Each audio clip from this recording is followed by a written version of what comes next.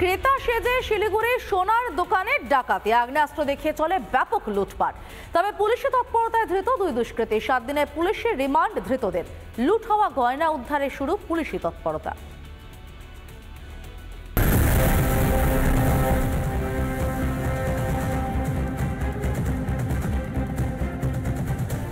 রানাঘাট, পুরুলিয়া, আসানসোলের পর এবার শিলিগুড়ি। ফের দিন দুপুরে সোনার দোকানে ডাকাতি।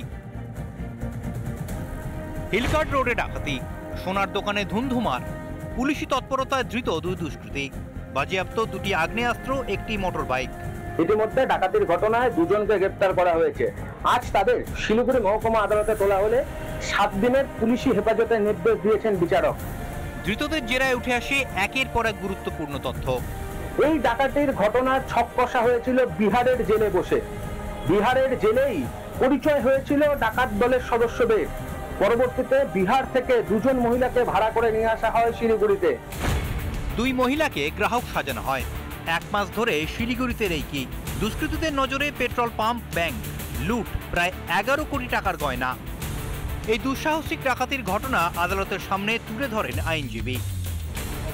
যে পরিমাণে আদার্স যে 5 জন যে আছে, একটা র্যাকেট যে আছে, সেই র্যাকেটগুলোকে ধরার জন্য এবং ফার্দার প্রচুর পরিমাণে সোনা রিকভারি করার জন্য এই পিসিটা খুবই প্রয়োজন এবং সেটা বিহারেও যেতে হতে পারে পুলিশকে ওদের তদন্তের স্বার্থে। কতজন এখনো অবধি অ্যারেস্ট? 2 জন। স্যার, শহরে সিসি ক্যামেরা নিয়ে কি বলবেন? পরে কথা বলবো।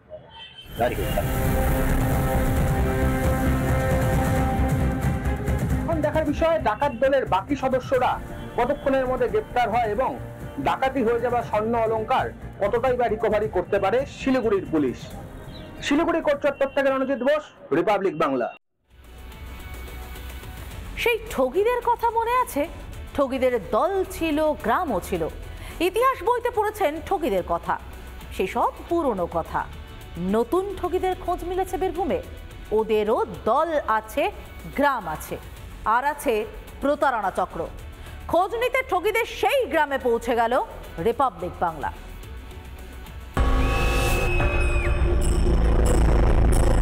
মুদ্রা রাক্ষস।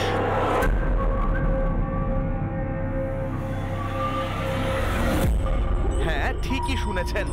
পুলিশের ভাষায় এই মুদ্রা রাক্ষসরাই এখন দাপিয়ে বেড়াচ্ছে লাভপুর এলাকায়। নকল সোনার কয়েন দিয়ে লোক ঠকানোর রমরমা কারবার। অবস্থা এমন যে পুলিশকেও দিতে হচ্ছে সচেতনতার পোস্টার। ব্যানার একটা দিয়ে দেওয়া হয়েছে তেমাথা রাস্তার মোড়ে, যেখানে বলা হচ্ছে মাটির তলা থেকে পাওয়া স্বর্ণ মুদ্রা কম দামে বিক্রি করার প্রতারণা চক্র সক্রিয়। এই স্বর্ণ মুদ্রা, যেটা পুলিশের ভাষায় মুদ্রা রাক্ষস, সে রাক্ষসরাই দাপিয়ে বেড়াচ্ছে। এই নকল সোনার কারবারিদেরই দুই গোষ্ঠীর বোমাবাজিতে 2 দিন আগে প্রাণ যায় দুজনের। কিন্তু কিভাবে চলে দিনের পর দিন প্রতারণা? লাভপুরের হাতিয়া গ্রামে পৌঁছয় রিপাবলিক বাংলা।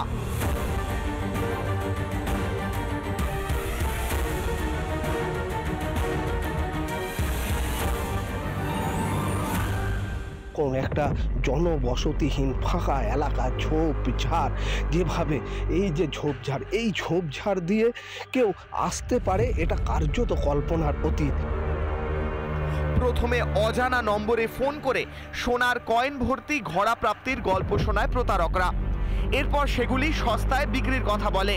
বলে কি এই নবাবাড়ির ঘর ভেঙেছেন, এই ঘরের নিচে কিছু আগেকার মুদ্রা ছিল, তাই পেয়েছে 12,000 13,000 করে বলে। একটা কয়েনের দাম 12,000 টাকা। ক্রেতারা টোপ গিললেই কেল্লা ফতে। ক্রেতাকে নির্দিষ্ট জায়গায় আসতে বলে প্রতারকরা। এই নির্জন জায়গাতেই কিন্তু চলে দর কষাকষির খেলা। দর কষাকষির খেলাতে একটা প্রথমে নকল আসল সোনার কয়েন দেওয়া হয়। এরপরেই শুরু হয় আসল খেলা। ক্রেতাদের সর্বস্ব কেড়ে নেওয়া হয়। ওর কাপড় লুলুঙ্গু করে ফেলিয়ে দিয়ে ওর পয়সা করে কেড়ে না দিল। কেবল পরনের একটা ব্লাউজ আর সয়া ছাড়া কিচ্ছু ছিল না। নকল সোনার কয়েন কিনতে এসেছেন, সে কোনো কারণে বুঝতে পারেন যে তাকে ঠকানো হচ্ছে, কিন্তু পালাবার পথ নেই। এভাবেই লোক ঠকিয়ে এলাকার অনেকেই নাকি ফুলে ফেঁপে উঠেছে। তাদের অনেকেরই এখন প্রসাদপম বাড়ি, কারো আবার মাটির বাড়িতেই এসি লাগানো। কিন্তু এসব নাকি ভোগ করার উপায় নেই। প্রতারকদের রাত কাটাতে হয় নির্জন মাঠে, ঝোপ জঙ্গলে ঘেরা এলাকায় মাচা তৈরি করে।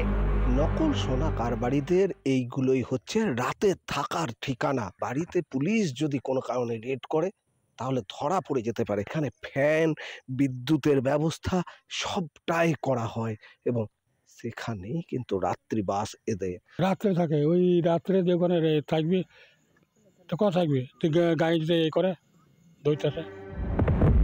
পুলিশ যে সবই জানে সেটা তো রাস্তার মোড়ের পোস্টারই প্রমাণ। তারপরেও দিনের পর দিন এভাবেই প্রতারণার কারবার চলছে। কবে বন্ধ হবে উত্তর নেই। লাভপুর থেকে মনোরঞ্জন চট্টোপাধ্যায়, রিপাবলিক বাংলা। নানা ধরনের কন্টেন্ট দেখার জন্য লাইক করুন, শেয়ার করুন আমাদের ফেসবুক পেজ, সাবস্ক্রাইব করুন আমাদের ইউটিউব চ্যানেল। পাশাপাশি অন্যান্য ব্রেকিং নিউজের জন্য অবশ্যই চোখ রাখুন রিপাবলিক বাংলায়।